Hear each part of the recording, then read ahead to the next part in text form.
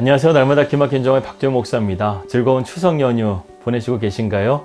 저희는 이곳 뉴질랜드에 와서요, 첫 번째로 추석 명절을 보내는데, 이곳은 한국의 추석과 전혀 상관이 없는 나라이기 때문에 일상의 삶을 그냥 그대로 보내고 있습니다. 그래서 한국에 있는 가족들에게 연락도 하고 영상도 보면서 이 추석 명절을 이렇게 좀 조촐하게 보내고 있습니다. 특별히 코로나 때문에 많은 분들이 이번 추석 명절을 새지를 못하시는데요, 하루빨리 코로나가 빨리 끝나기를 우리 함께 계속해서 기도했으면 좋겠습니다. 우리는 계속해서 Y처치, 왜 교회가 이 땅 가운데 소망일 수밖에 없는가, 이 교회론에 대해서 함께 말씀을 나누고 있습니다. 어제에 이어서 우리는 계속해서 4대 교회를 함께 살펴보고 있는데요, 오늘은 영적인 파산 상태에 있었고, 그리고 영적인 식물인간 상태 가운데 있었던, 죽어있는 상태 가운데 있었던 이 4대 교회, 주님께서 과연 이 교회를 어떻게 살리실 것인가, 주님의 해법 함께 오늘 살펴보도록 하겠습니다. 먼저 이 4대 교회를 영적으로 삼켜버린 원인이 무엇인가를 한번 생각해 볼 필요가 있는데요, 오늘 3장 4절 말씀에 주님께서는 이렇게 말씀하고 있습니다. 그러나 4대에 그 옷을 더럽히지 아니한 자 몇 명이 내게 있어 흰 옷을 입고 나와 함께 다니리니 그들은 합당한 자인 연고라. 여기에 보게 되면 그 옷을 더럽히지 않은 자라는 표현이 되어져 있습니다. 이 4대 교회의 죽음은 바로 영적인 더러움에 있었다는 것을 우리가 알 수 있습니다. 이 4대 교회에 죄가 스며들었던 것이죠. 두 아들에 있었던 이세벨 일당의 경우보다는 덜한 것이라고 볼 수 있지만, 이것은 외부적인 어떤 요인이 아니라 내부적인 요인이라는 것을 볼 때 이 문제는 심각한 문제였다는 것입니다. 이러한 문제를 안고서도 교회의 평판은 좋았어요. 명성은 자제했습니다. 겉모습으로 보기에는 이런 교회에서 과연 더러운 것을 찾을 수 있을까, 이런 생각을 했을 정도였습니다. 여기서 잠깐 우리가 역사적인 4대 도시에 대해서 한번 살펴본다고 한다면, AD 17년에 이 도시에 지진이 있기 전에 4대 도시는 매우 부강한 도시였어요. 4대 교회의 배경에 대해서 말씀드렸다시피 염색공업이 발달했었고, 또 이 도시에 금맥이 흘렀기 때문에 매우 부유한 그런 도시였었습니다. 그렇기 때문에 이 4대 도시의 주민들이 점점 갈수록 도덕 기준이 해이해지고 방종을 일삼는 삶을 살았었다고 역사에는 기록되어져 있습니다.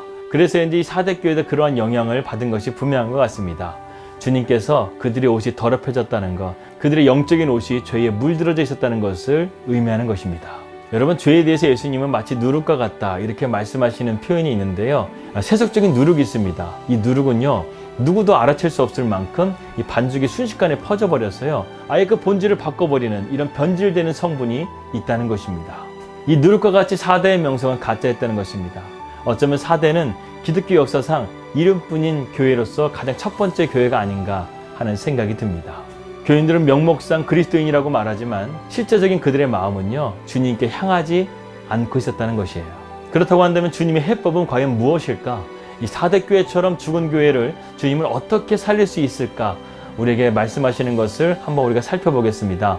먼저 예수님은 이 교회에 몇 가지 긴박한 명령을 내리십니다. 읽어드리겠습니다. 너는 일깨어 그 남은 바 죽게 된 것을 굳건하게 하라. 그러므로 내가 어떻게 받았으며 어떻게 들었는지를 생각하고 지켜 회개하라.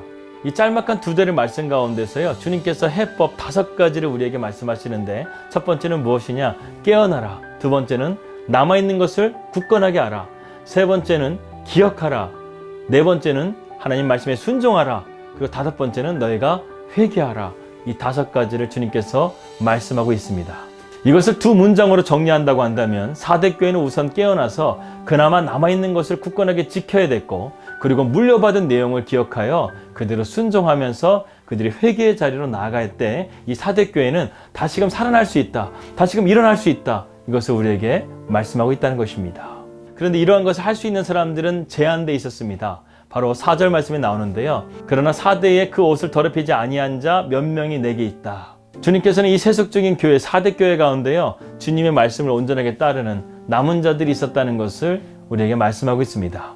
이런 남은 자 사상이 이 성경 전반에 잘 깔려져 있는데요, 이 성경 역사를 보게 되면요, 이스라엘 백성들이 아무리 죄악 가운데 있다 할지라도 하나님께서는 그 시대마다 남은 자들을 항상 남겨두셨습니다. 노아의 홍수 사건 때는 노아와 그의 가족들을 남겨두시고, 소돔과 고모라 때는 롯과 그의 2딸들을 남겨두시고, 또 그리고 그 유명한 갈멜산의 영적인 전투 가운데서는 엘리야에게 이렇게 말씀하시죠. 너가 혼자가 아니다. 바알과 아사리에 무릎 꿇지 않는 자 7,000명을 내가 이스라엘 가운데 남겨두었다. 주님께서 이렇게 말씀하고 계십니다. 비록 다수가 아닌 소수지만 주님께서는 이 4대 교회에 그럼에도 불구하고 소수의 남은 자들을 내가 이 교회에 남겨두었다는 것입니다. 그들이 희망인 거예요.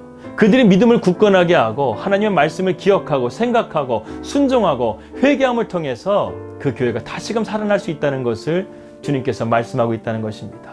그렇다고 한다면 이 소수의 남은 자들에게 원하시는 것은 무엇일까요? 너희가 세상적으로도 열심히 부지런히 살지만 영적인 삶 가운데서도 부지런히 살아야 된다.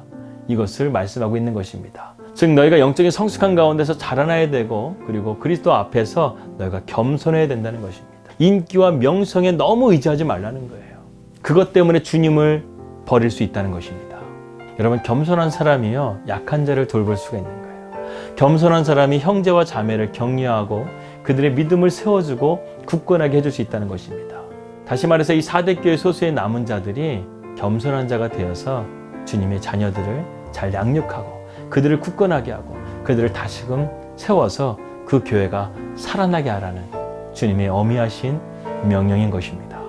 여러분, 혹시 우리 교회는 죽은 교회라고 생각하고 다른 교회로 옮기려고 하는 그런 생각을 가지고 계신 분이 혹시 계십니까? 물론 교회를 떠나는 이유는 분명히 있습니다.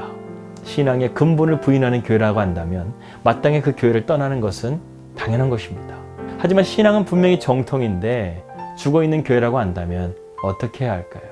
그런 경우라고 한다면 살아남은 자들이 그 남은 바를 굳건하게 그 교회를 위해서 지켜나가는 것, 그것이 바로 우리 성도가 주님의 뜻을 순종하는 길인 것입니다.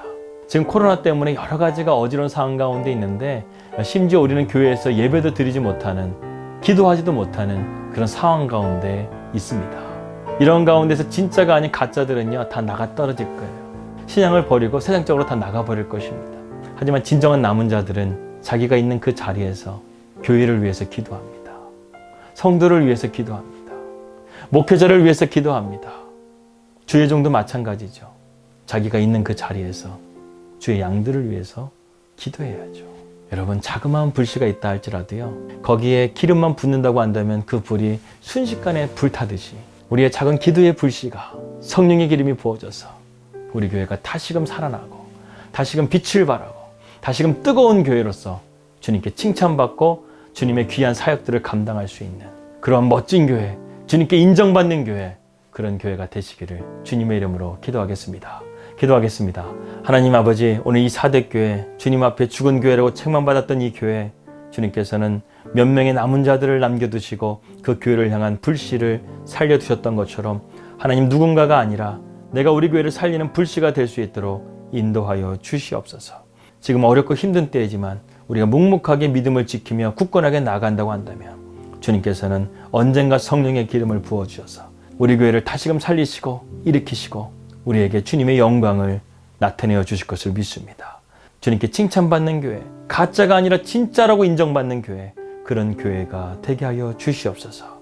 예수님의 이름으로 기도하였습니다. 아멘. 예, 세상이 아무리 뭐라 한다 할지라도 주님께서 이 땅 가운데 소망으로 두신 것은 바로 교회입니다. 이 땅에는 교회들이여 일어나라. 예, 즐거운 추석 명절 보내시고요. 저는 내일 뵙도록 하겠습니다. 우리 믿음으로 승리합시다. 할렐루야.